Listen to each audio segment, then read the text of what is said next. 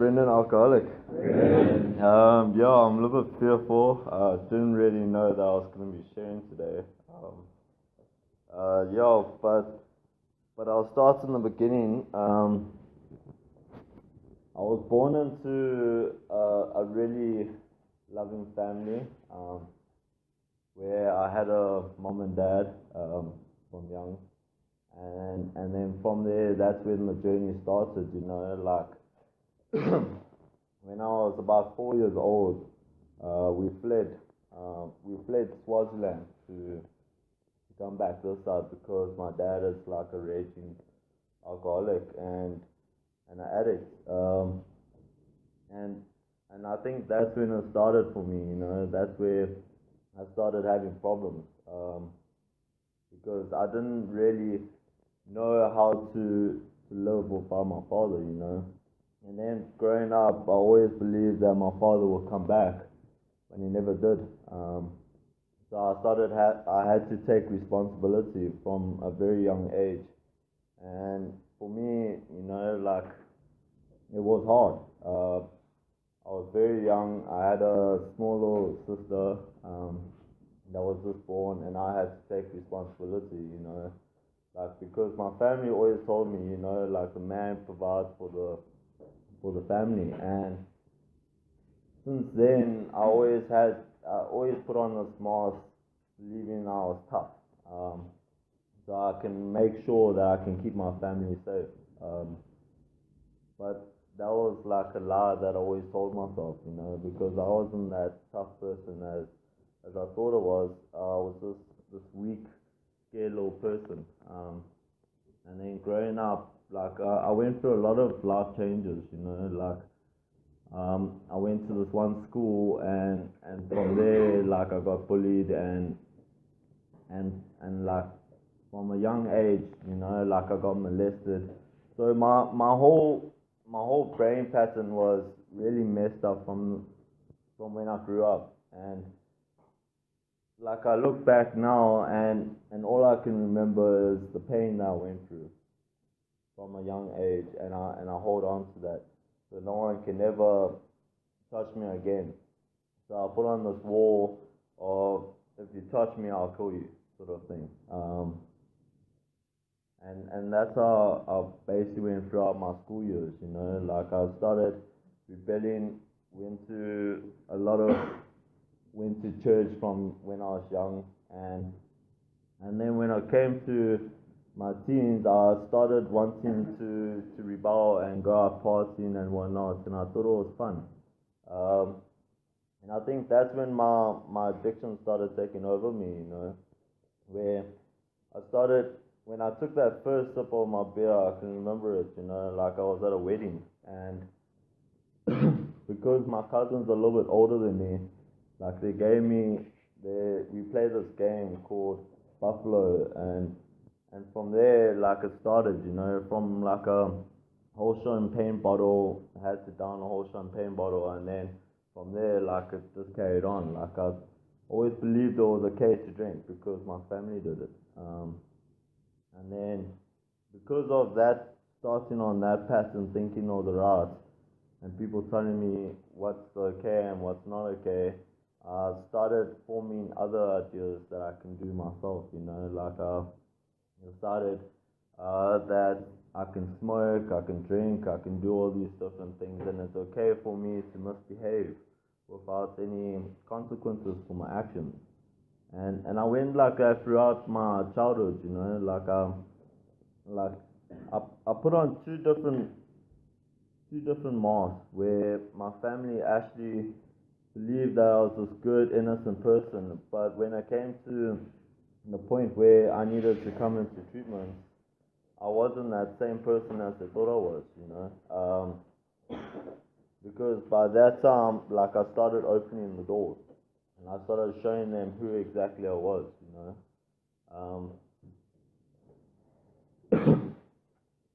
this is quite difficult.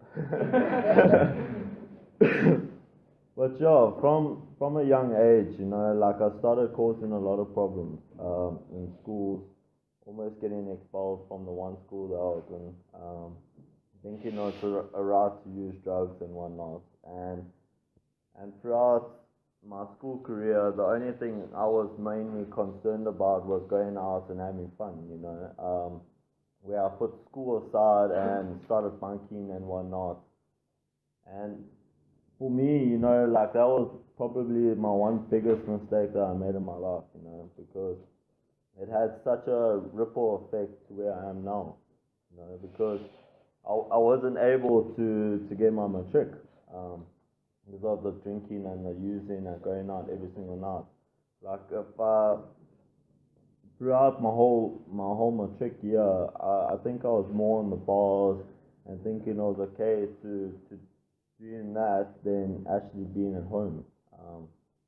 So yeah, and then when I left school, that's when everything started coming out. Like I set myself rules, trying to stop drinking because by that time I already knew inside myself that I needed hope. But I was too scared to admit it because I didn't want people to know that I was a fearful person and that I had a problem. So I started putting up these fronts, and then I just carried on because by that time I already had a lot of guilt and shame on my side. Before I left school, I made a girl pregnant, and she told me that I made her pregnant, and that I have a child and whatnot. And by that time, I was really stupid and immature, and all I wanted to do was just carry on partying. And by that time, I ran away. I didn't want any responsibility. So what I did is I made up this whole excuse and I fled the scene. I didn't want to be a part of it, so I made up every excuse in the book to get away from that responsibility that I had. And now 3 years later, I wish I actually was a part of his life, But yeah, like I used on it for a long time, especially that guilt and shame. Because a part of me knew exactly what I wanted, but I was too scared to get the hope that I really needed. But yeah, like active addiction for me was very. I hated myself. Hated myself, and I hated the way that I was acting because it like in the beginning it was all fun and whatnot, and then it got to that stage where my life started becoming very very chaotic. Like I was running away from bikers at one stage, and doing all these different things, like that I wasn't supposed to be doing. And I thought it was okay to do it because in the back of my mind, I believed that I was doing justice. I was getting rid of that pain that I thought I had so dearly lost, Like I thought, if I carry on drinking or I carry on using, all of my memories will just disappear, and I don't have to ever think about it again. So, like my solution was inside the bottle or in drugs or whatever, whatever I was given. But I was never aware of the pain that I will be feeling. I remember now, I went to the doctor quite a bit for like my drinking and whatnot. But I never really knew it was drinking involved with that because I didn't really know what withdrawals were. And we constantly went to the doctor, and constantly they told us, listen, we can't find anything. And I didn't want to become honest at that time because that's how I was. I was just this honest person who lived two kinds of life. When I was out in clubs, I was this one person. When I was at home, I was this other person. Like I was this little angel that was able to do whatever, Like I was good with my family and whatnot. And over time, like I started seeing that the drugs and alcohol were more important to me than my family were to me. And I was willing to go to any lengths to go get my drug of choice and go get alcohol and whatnot, and then spend some quality time with family. Like we have a lot of functions with family members, and I always tell them, listen, no, I can't make it, because I was either hangover or otherwise I was planning another day to go out drinking. And for me, like it started off slow. It started during the weekend, and then it started during the week. Um, every single the boundaries that I set for myself started disappearing, and the madness started creeping in. The insanity of my disease started creeping in, where I started thinking that it was okay to use at work. It was okay to use after work. It was okay to lie and cheat and do all these different things. And over time, like I started having ripple effects where my friends who were dodgy and had no lives, and I looked at them and I was like, listen, I'll never be as bad as them, sort of thing. They started coming to me and they started saying, listen, we want nothing to do with you. Like we want nothing to do with you because you put on this mask thinking you're okay, but in fact you're this person who can't stop using, and it was quite difficult, like losing all my friends that I had, like I had these good friends and I had these bad friends, and all the good friends that looked after me and whatnot, they disappeared, and then all these bad friends, they started disappearing as well. So I was just by myself at the end of the day. I had no one around me. Everyone else just disappeared. And then I found that I needed hope. In because I was tired. I was tired of carrying on that same cycle over and over again, where I needed to constantly pick up to make myself feel better. I didn't want that feeling anymore. I was tired. I was broken. At that stage, I hit my rock bottom. For me, two days ago, on the 15th of December 2016, this is where it all unraveled. This is where my life took a drastic change for the better. But a week before that, that's when I started begging for hope, because I couldn't do it anymore. I couldn't function as a human being anymore. Like the only thing that was going through my mind was the next fix. When can I get my next fix? How can I live? And the next day, I wasn't thinking about what's going to happen the next day. I was thinking about what I'm going to do for the whole month. Like I had my whole set out plan. And I was gonna do, and I remember so clearly my rock bottom. I was sitting in the bar and I just remember pain. All I remember is just every single time I took a sip of a drink, I just felt pain, where I knew I couldn't do this anymore, but in my head I thought it was okay just to have another one, and I remember my last two friends that I had, they started screaming and shouting at me on that night, and I couldn't do it. And instead, I went home. Like on that night, I bought quite a few drinks, and I just left them all behind. And I said, I need hope. And that night, I went to my mom and I begged her for hope. Where I went to the doctors and whatnot, and like, what really amazes me is how the doctors, when you told them you have a problem, they're so quick to say, listen, here's more drugs. And that's been my experience, I went looking for hope, and the doctor decided to give me tranquilizers to get better. And slowly after that, I started abusing the tranquilizers because of my addiction. Anything that comes in, whatever I get my hands on, I'll take. And I won't take it the bare minimum. I'll overdose it. And that's what I did, to the point where the the night before I came to yeah is when I decided I'm gonna go on a binge. My last binge, like I had everything planned out and I'm feeling much better. Like this is wow. This disease is so cunning. Like you have a crap day and then you say you're gonna stop, and then a week later you say, "Oh, I'm fine. I'm gonna go back out and binge again." And like that's where the insanity comes from, and that's what happened with me.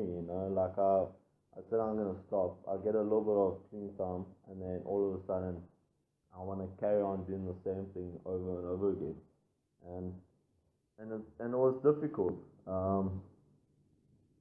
When I came and I lost I remember the withdrawals and whatnot that came my way.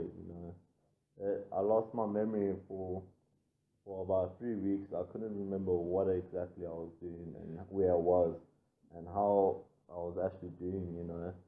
And then at the end of the day, like when I started feeling a little bit better, like they were busy telling me about the steps and and how to get this and get involved. And to me, the most important thing that I was told in recovery is just make it about others. And I just kept that to myself, like I kept that so dear to me because whenever I made it about others, I felt better about myself. I didn't feel like this horrible person that I constantly thought I was. Um, Instead, I felt happy with myself, and that to myself is not. But yeah, like recovery has been a great journey. Like for the first time, I actually accomplished something in my life. Like when I first finished the 12 steps, um, that was my first goal that I set for myself, and that was the first goal that I finished. And then throughout that, I had a lot of lessons that I had to learn in life. Uh, because I thought recovery just comes. Like if I get better, everything must just come my way. But I was wrong. Like I had to constantly work a program in all my affairs. Even if, like even towards my family and whatnot, like it comes in everything. And for me, like that's what I had to learn. Like I had to learn the hard way. Um, but yeah, recovery has just given me a new way of looking at things. Um, like I was in the house for about 3 months, and then I went down to the halfway house for about 7 months, and then 7 or 8 months, and then when I came down, like I thought it would just stop there, and my new life will be in Scotland, and I'll do everything that side and be a part of service and whatnot. But my higher power has a plan for me, and that's what I had to learn. Like when I felt like this is it, and I started becoming very complacent, he starts handing me some more responsibility, and I thought it would be easy, but it wasn't. Like um, I had to learn to go through a lot of pain, and to walk out of it again. Like the one thing I couldn't do was go down to Tosi again. Like that was my biggest fears, and it was the hardest pain that I had to go through. And on my 11th month, I was told I have to leave. Like I have to go back down to Tosi, and and it was scary because I was new to new to the environment. Like my whole way of thinking is distorted. And I spoke to my sponsor and I said, listen, I can't do this. Like I can't go back down to Tosi, because it's just too chaotic for me. And and you just told me to have faith. Just make it about others. Be a part of service. And by doing that, I learned the biggest lessons. Like I learned that I don't need to run away from my feelings anymore, and that I can share a message to people that are still suffering. You know, down there in Tosi, it's difficult because there's not a lot of people down that side, and it's been a lot of growth. You know, like I got a lot of responsibility these days where I sponsor people now. I'm sponsoring about 3 different people, 4 different people, and it's good, you know. Like in my first year, I never really knew that I'll be doing this kind of stuff, you know. But it's just been a lot of service, you know, that I've been given, and recovery has given me a sense of hope where I can make it about others. I'm getting involved a lot with sharing at different schools and sharing at churches and whatnot, you know. And that's what recovery has given me, you know. Yesterday, I went and shared at another treatment center. I just went there to go listen and look and see what was going on, because I like to learn new things about recovery, you know, like from parents' views and also from siblings' views, from us. But yeah, like yesterday I got asked a few questions down that side, and to me, what's been a lot of growth is just being honest. In all my affairs, just being honest and knowing that whatever happens just for today, I'm powerless, you know. And I can only put in the action, I can only put in action throughout my journey. And that's all that this has given me. It's given me the tools to carry on doing things that I never thought I would be able to do. And that's good. So yeah, I'm just very grateful. So yeah, I might have lost some people going around in circles, but yeah, I'm just grateful for being here today, and also like I'm just grateful in a higher power who's guided me throughout this my journey, you know. And because without him, I don't think I would be sitting here today, you know. Like I remember a lot of pain that I had to go through, and there's certain periods of my life where I should be dead, and he's given me another way of living my life today where I can help others, and that's all I can ask for, and that's what I'm grateful for today, you know. Like I can share a message to someone, and that's good enough for me, you know. So yeah, thanks for letting me share.